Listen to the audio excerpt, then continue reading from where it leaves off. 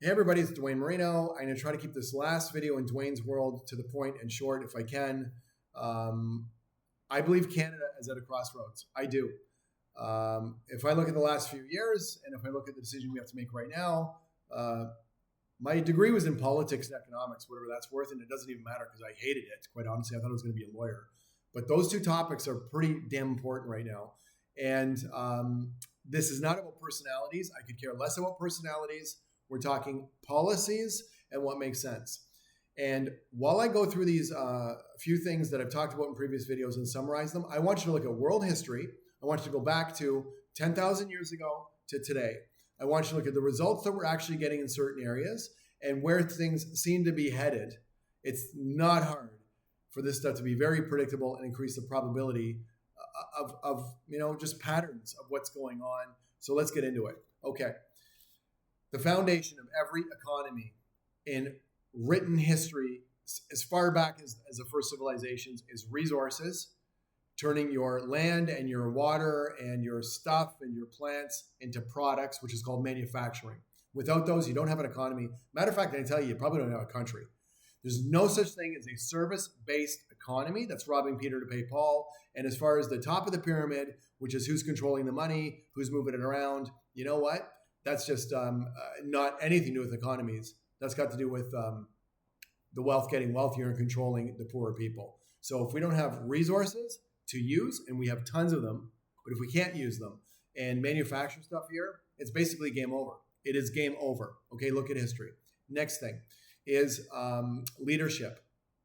I am not into, in any way, shape, or form, in my entire life, have I seen it work or be successful, increased restrictions, increased regulations, and increased taxation. It doesn't work. It chokes everything, gums everything up, makes it impossible. Then you need a massive amount of people and systems and bureaucracy to oversee the chains and the shackles. I ain't into it. I'm not into it. Never have been, never will be. Third principle, relationships. Who do you like is going to tell me a lot about you. Who you want to be like is going to tell me even more about you. And who you like and respect and do deals with and want to cozy up to tells me everything about you. Are you supporting our country? Do you have interests all over the globe? Do you have the ability to hide things internationally? Are you into that? That Ponzi laundry scheme that happens all over the place? I want people that are rooted and taking care of my country. Once we're okay, we can take care of everybody else. My history, my personal history, and global history shows if you don't take care of yourself, nobody else is going to. You're going to get raped and pillaged and taken advantage of. Your leadership, those relationships, and the economics have to be focused on our little sandbox so then we can take care of everybody else at the same time, right? Like if you don't pull down your mask first in the plane, how are you going to save your kids? Next one, last one is psychology. Transparency, logic, delayed gratification, and my ability to really understand what you're doing, and is it predictable? So here's my summary of those things in terms of what I see going on.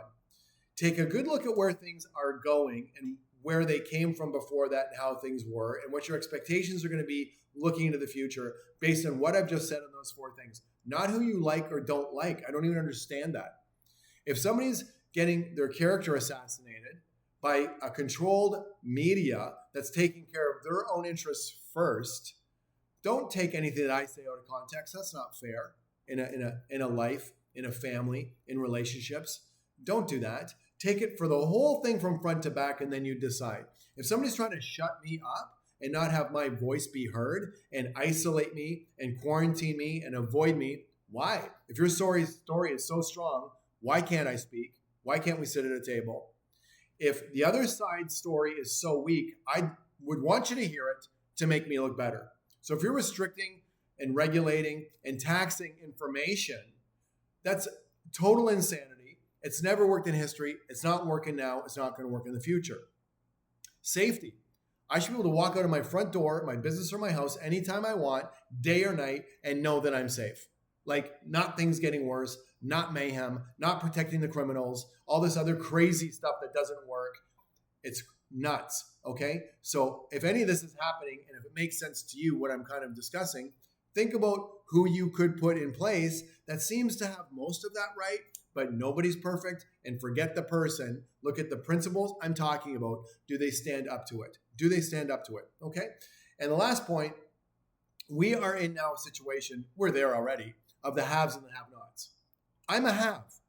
I had not my whole life. I built everything up with every sweat, minute, typed, spoken word, traveling on planes, belly to belly, face to face, virtual meetings, investments, real estate, savings. I did it all with the sweat of my own back, and I'm so happy that I did. I didn't come for money, but I'm now a have.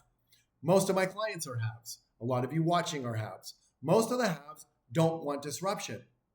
They want to just go along to keep getting along because it's worked out for them. If you're a have relying on the government for your income, all of those people that require that, you're not going to want change for sure. But you know what? I am more worried about keeping some of it, but for my children and my grandchildren and the next generations, and make it easy on the people coming up. So the haves, will you please get a backbone and look at where things are going and think about somebody other than yourself and think of the future. And for the have-nots, which I come from, I get it. Depending on where your income's coming as a have-not, if you're relying on the government for income, I get it. There's a lot of people doing that right now, but those have-nots, you're never going to get out of that situation unless those things I talked about earlier are corrected. So pay me now or pay me later. The have-nots want to keep it the same so they can keep the freebies going.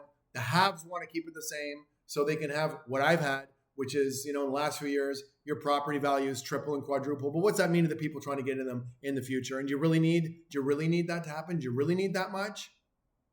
My friends, I think your decision is pretty clear. I'm wearing a black shirt for a reason. It's a somber color. It's actually the color of funerals. I'm not a pessimist. I'm not an optimist. I'm a realist. I want to see what kind of backbone, what kind of spine, what common sense, and what kind of brains our country has left in it, and who in those two groups, the haves and the have-nots, can look into the next month and the next 10 years and decide right now, what can we make this look like? It's going to hurt a little bit, maybe. Some changes, possibly. How have you been lied to, manipulated about the germ, okay? And all of that data is not held up. I hope you know this by now. How have you been lied and manipulated about the weather and about who our enemies are? Never were any problems with those things. All of a sudden now they're all terrifying, and oh look, it's the same agenda behind it to solve it. More restriction, more regulation, more taxation, less choice, less media, less freedoms, less information, less resources, less manufacturing, less leadership, less knowledge of what they do, less international cooperation with people that have been our friends forever, even though you don't, I get it, like some certain things that's happening, and less logic and less transparency. So I'm going to finish with this about the United States, because I posted many times how much I love the United States, and I do. I love everything about them for the most part, and I love that we've been supported by them as Canadians, being about 8% of their size.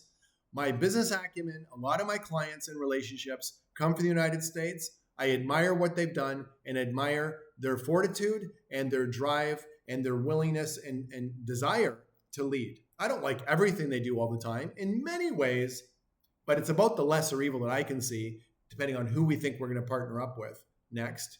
And here's where I get my news from. Here's the sources. Filmed Canadian Parliament hearings. That's what I used to watch, but they closed that, didn't they? Where we couldn't even have a discussion. They actually couldn't talk. Yeah, that sounds really good. Let's just close it down. I can't watch or listen to your discussions. I got to go off the spin and the talking heads and the bought and paid for agendas on both sides. Thank you very much. Where I get my news from in the United States is the White House website, where every move they make is posted on that website in real time accurately. Have you ever looked it up? Look it up.